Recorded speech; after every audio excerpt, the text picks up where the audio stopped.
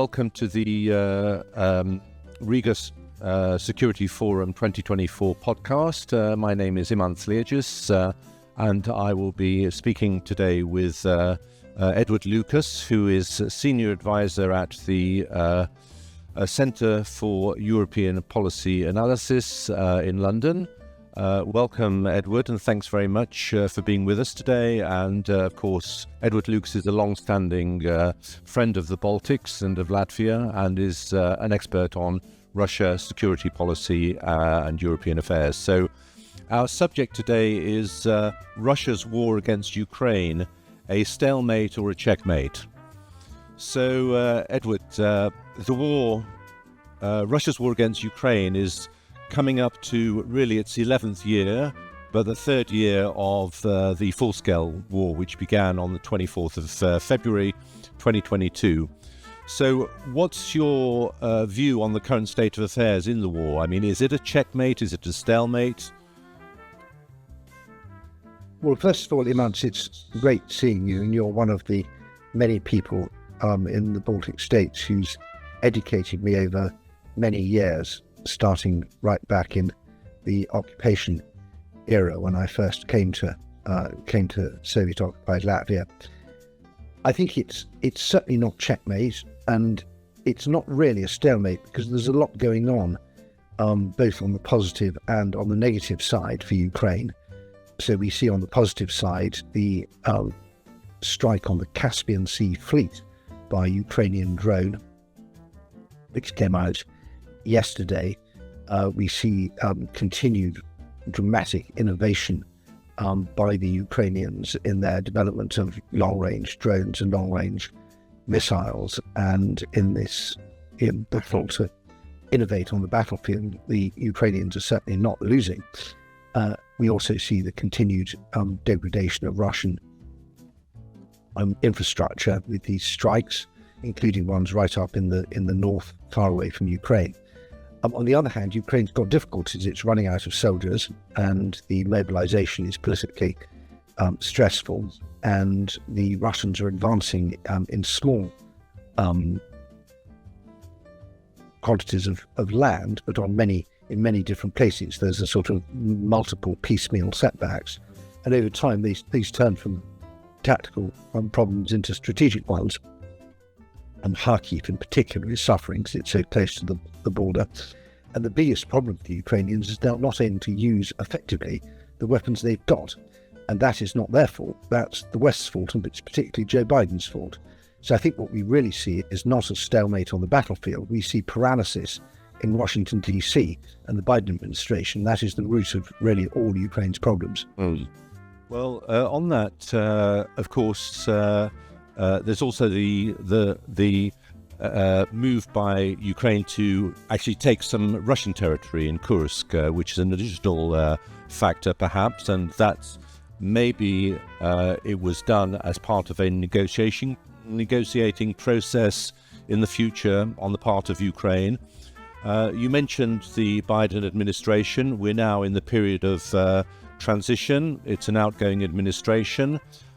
We can come on to the question of the new administration in a moment, but do you see that the Biden administration might change its approach up until the 20th of January by allowing Ukraine to use the weapons, the missiles in their self-defense, but on legitimate targets within Russia itself? Do you see that might be a possibility?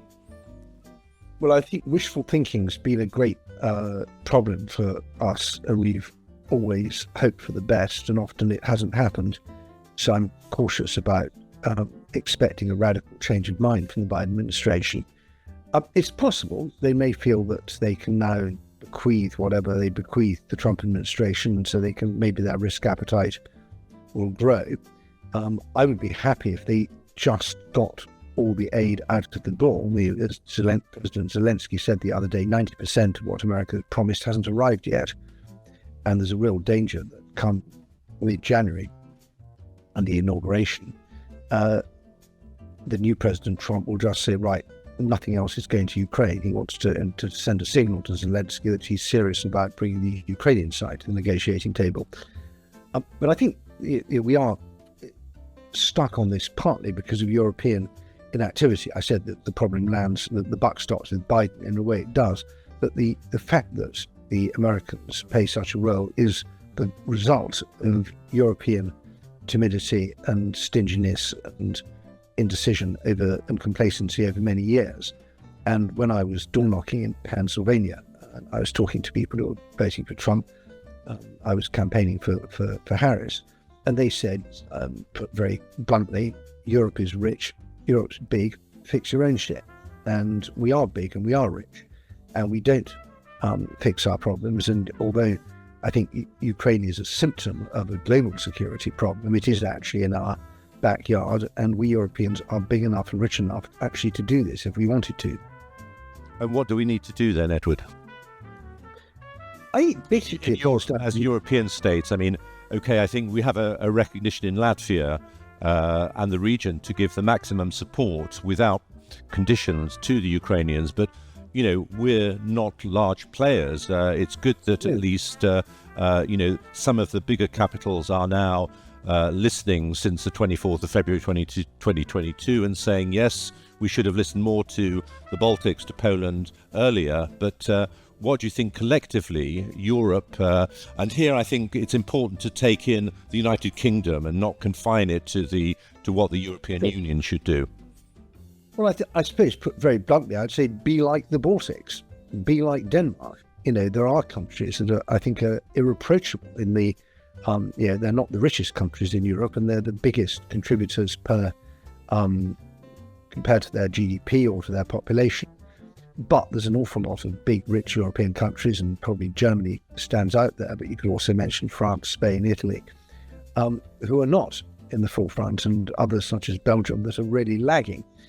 And in the end, I think the cost of supporting Ukraine is the equivalent of a couple of cups of coffee a month for the average European citizen.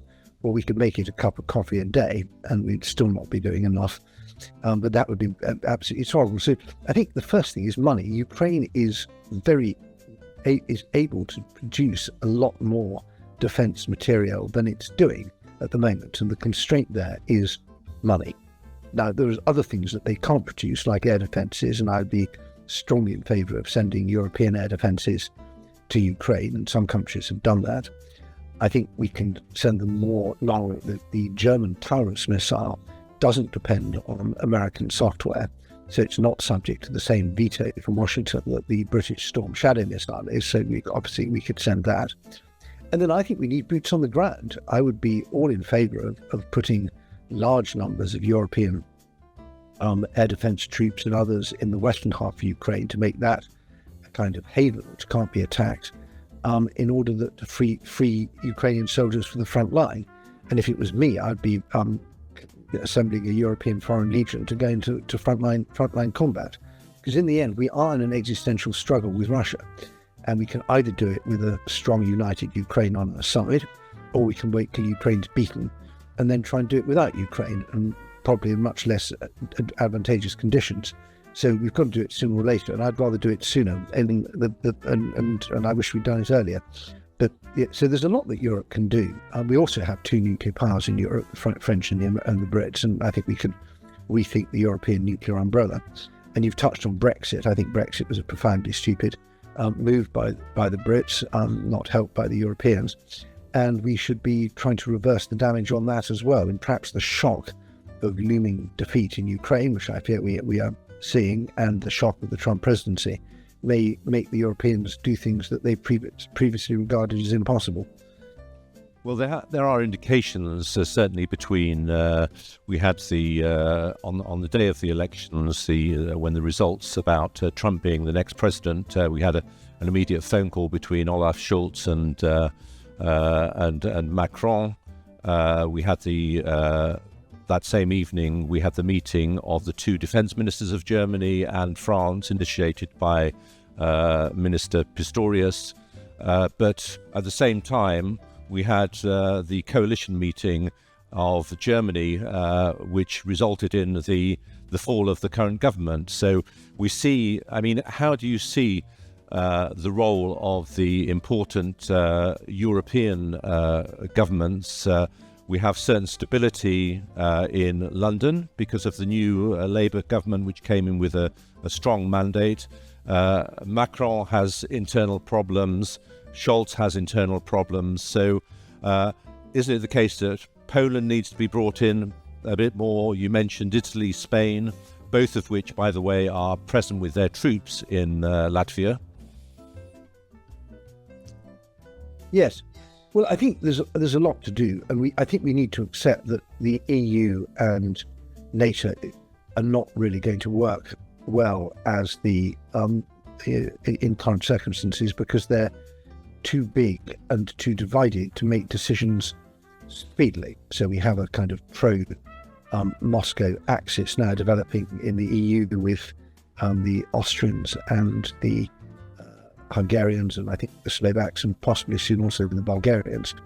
And so that's going to make unanimity difficult on foreign and defence policy there. And in NATO, I think the guts have been ripped out of NATO by the election result in America. People do not believe that President Trump is going to go to war on behalf of his European allies. Now, that may change, and we may see Trump reborn as a stalwart Atlanticist in the event of a big political crisis. But for now, it'd be rash to rely on the Americans.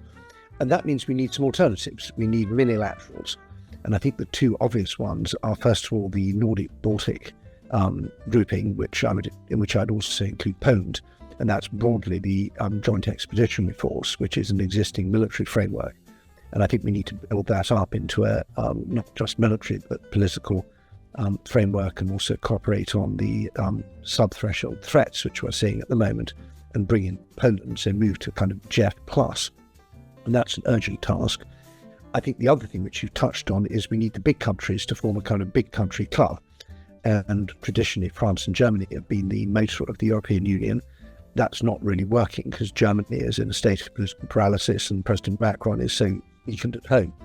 But I put together France, Germany, the UK and Poland and make it kind of quad, possibly bring in Italy, maybe Spain, but certainly those four big ones, and say we are going to be the Committee to Save Europe, and just get on with it.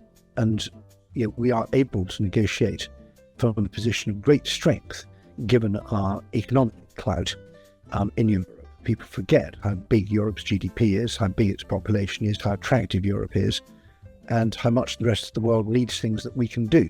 So we should just stop being so timid and have a much more assertive policy. I mentioned the JEF earlier. Those countries, if the JEF was a country, JEF land, it would be one of the largest economies in the world. Yeah, so it's really a question of the political will and the military capabilities of actually engaging. And I think the political will. In November, we are having a JEF exercise in Latvia. So the JEF, Joint Expeditionary Force, led by the United Kingdom, is paying attention to the region. Although we saw, I think, and you've referred to the hybrid attacks, something that the Lithuanian foreign minister described rather as being terrorist attacks rather than hybrid attacks. And we shouldn't forget the importance of some of these attacks. We saw the attacks about a year ago in the Baltic Sea with the cutting of cables, but there was a sense in Latvia that JEF was a little bit slow in reacting, even though it's supposed to be the speedy reactionary force, that it was in fact NATO that appeared on the scene before JEF. So I think I agree with you. I think JEF has been it's full of potential. But it's also been a bit disappointing, and I blame the United Kingdom for this. That it's meant to be UK-led, and there hasn't been much UK leadership. And so you have countries that are very keen to have a country with strong military power and diplomatic clout and good intelligence to kind of take the lead. But JEF is a bit of a poor relation when it comes to British policy making. It doesn't involve the big shiny toys that make the three armed services excited. It's basically stuck in the Ministry of Defence, so it doesn't really get input from the Foreign Office or the intelligence community, or indeed from the Prime Minister's office. And so I think there's a danger that Britain's the Jeff countries may decide they'd rather have different leadership, and maybe they would turn to Poland instead, or to other countries. But it's I think the point about the Jeff is the Jeff countries are the ones that are threat aware. They're capable, they're willing, and we need to try with just those countries. We can cook pretty well in terms of military and other security. And I think the point you mentioned earlier is extremely important. This is about political willpower and organisation. It's very different when it comes to China. China's really big, 1.4 billion people, second biggest economy in the world. Really hard to see how we assemble a global coalition that can constrain and, if necessary, confront China. That's a really sort of epochal problem. Russia's not that big a problem in the end. Russia's got an economy the size of Italy. And so I regard dealing with Russia as a kind of dress rehearsal for a much bigger problem than dealing with China. And what makes me so pessimistic is that these big, rich countries, with all that experience of dealing with Russia, find Russia so difficult. What chance have we got when it comes to China? And, what about the sense that China is going to be a distraction, just as at the moment the Middle East is a bit of a distraction for the United States? Can the United States, if they're going to be staying engaged in Europe through NATO, can they handle a potential incident in the South China Sea, more provocation around the island of Taiwan, whilst the Israel question is still ongoing, and something is taking place more actively, either in hybrid form or otherwise, on the part of Russia? Because we do see, first of all, I think there's a sense that Russia and China, there's a risk that they will be coordinating their activities even more. Earlier this year in May, I think, at the time of the inauguration of the new president in Taiwan, with those large exercises occurring by China, we had those same days Russia saying that they're going to change the sea borders in the Baltic States, in the Baltic Sea unilaterally.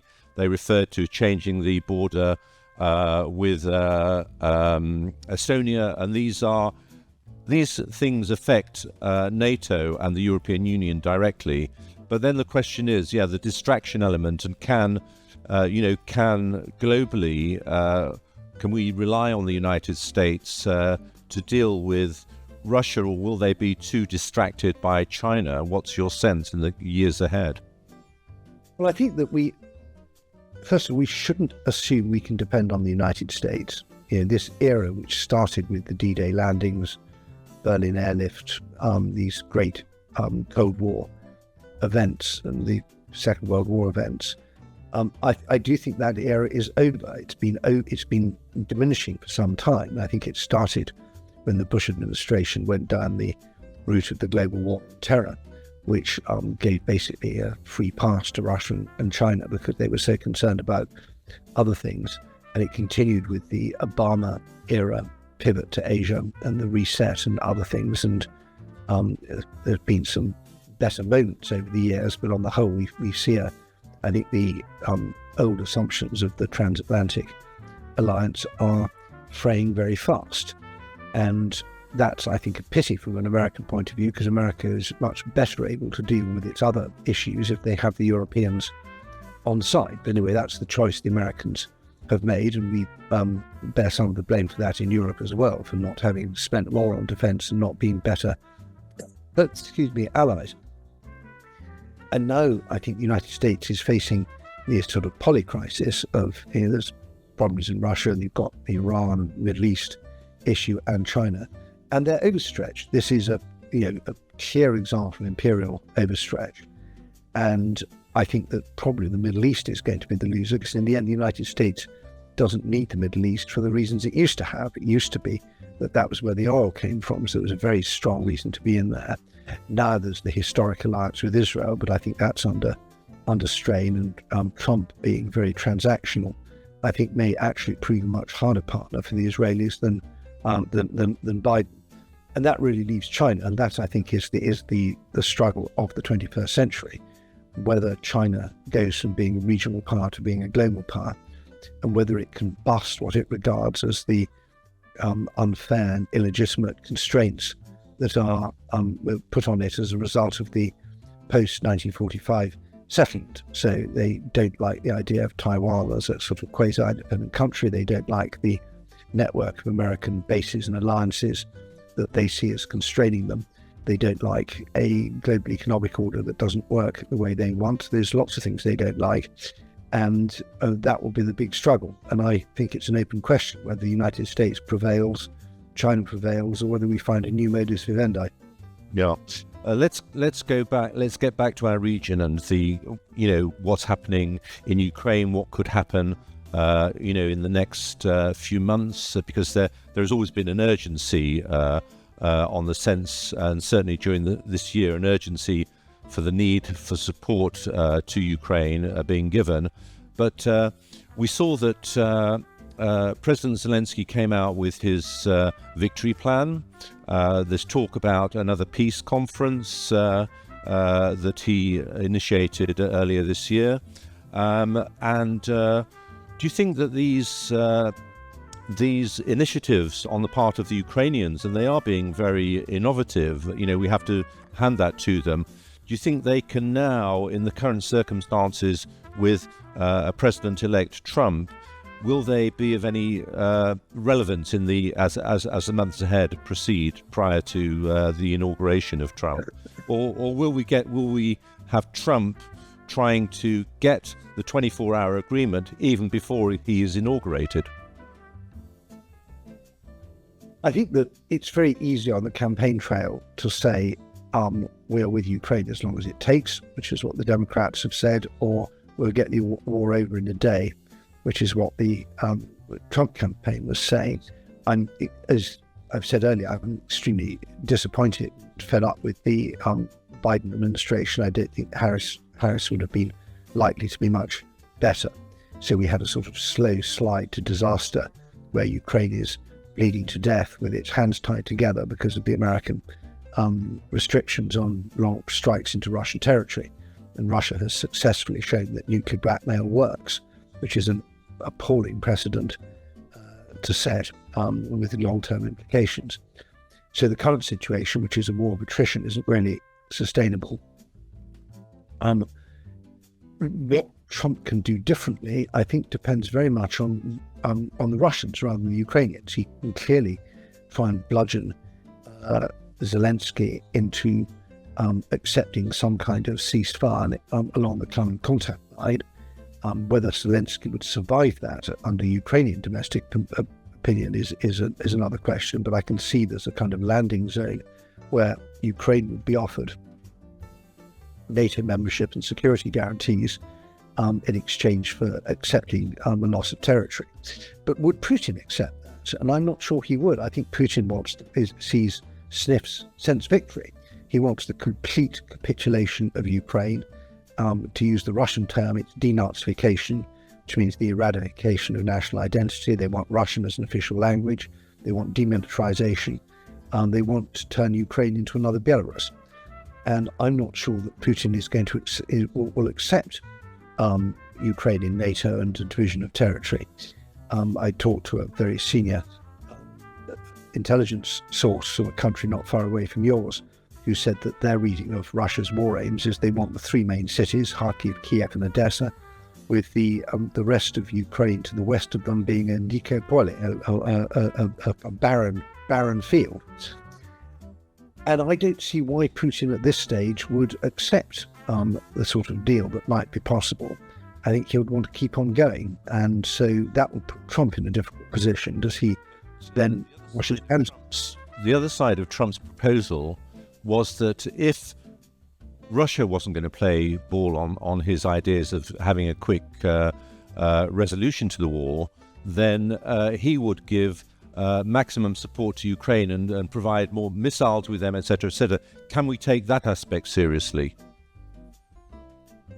Well, we'll have to see. I mean, I think it's quite possible that if Trump feels that he's been made to look weak by Putin, he could unleash real pressure, and it's hard. It's very hard to know what goes on in Trump's mind. Even Trump doesn't know what goes on in Trump's mind. So I think there's a chance that Trump goes full on for supporting Ukraine to try and force the Russians to the negotiating table.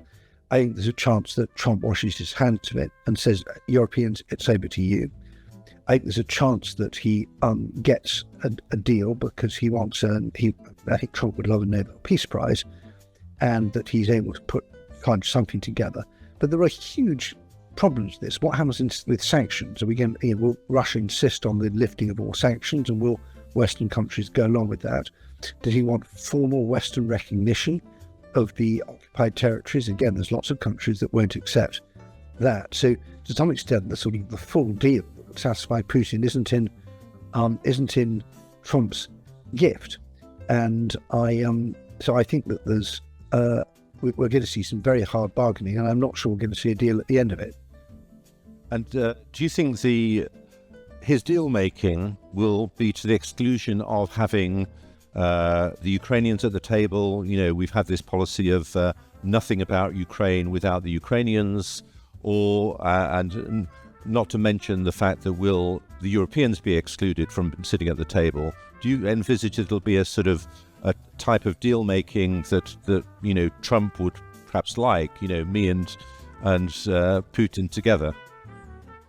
Yes, I think what Trump would like is a deal where he talks to Putin, gets a deal, forces Zelensky to accept it, then goes to the Europeans and says, suck this up, you have to do X, Y, and Z. Otherwise, I completely abandon Ukraine, and you'll have an absolute disaster on your doorstep. That the Europeans then accept it.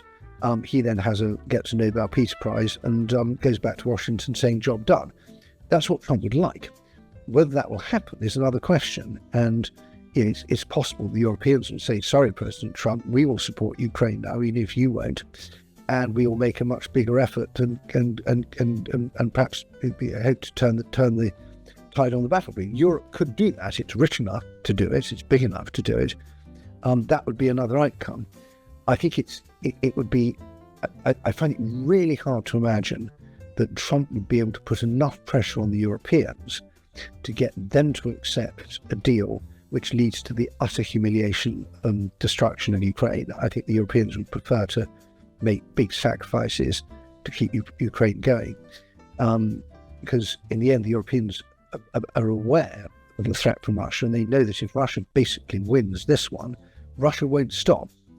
Putin's war machine will carry on rolling. If sanctions are lifted, then Putin will be in an even stronger position. If he's got Ukrainians to conscript, that makes him stronger. If he's got Ukrainian industry in his back pocket, that makes him stronger. And if he sees NATO's weak and the Americans have basically abandoned the Europeans, that will make him really feel, right, where's the what's next?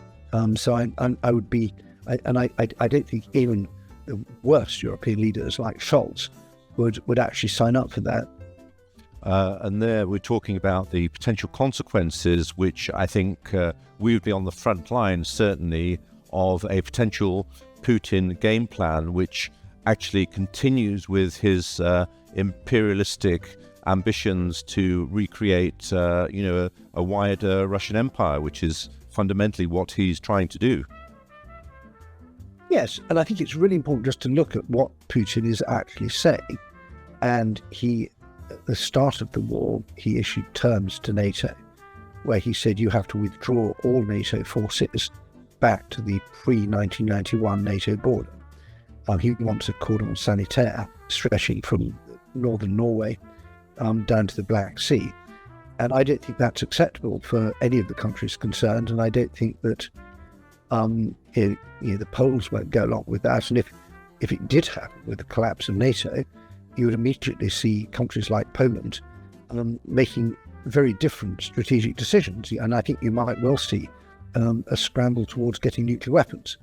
If it is clear that nuclear blackmail works and that Ukraine was attacked because it gave up its nuclear weapons in exchange for what proved to be flimsy security guarantees, people who are worried about aggression from countries with nuclear weapons, whether it's Japan, South Korea, Taiwan, or for that matter, Poland or Sweden, if they've got nuclear capabilities, they'll start thinking about this.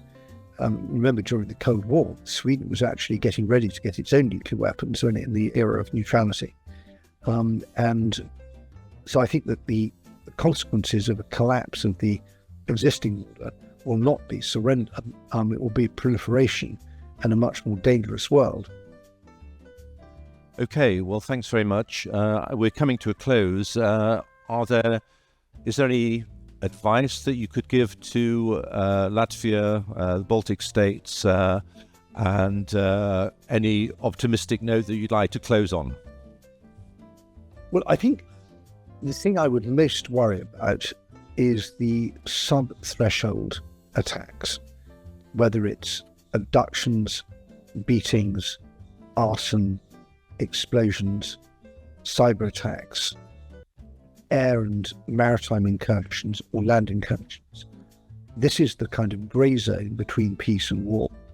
And what I'm hearing, and some of this has come out in the public realm already, is that Russia sees a opportunity to conduct an attack on a neighbouring country, which from the point of view of that country and its neighbours is an existential threat and a casus belli, but from the point of view of the big Western countries is just a limited problem deserving only limited response.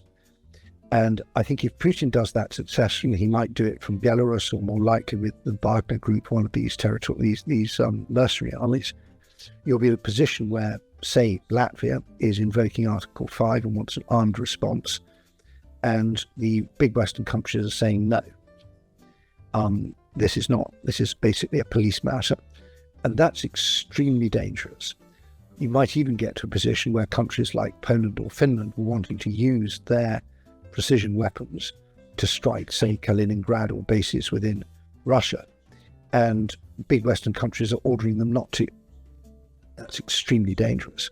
So to forestall this eventuality, it's really important that we get a proper handle on these sub-threshold attacks.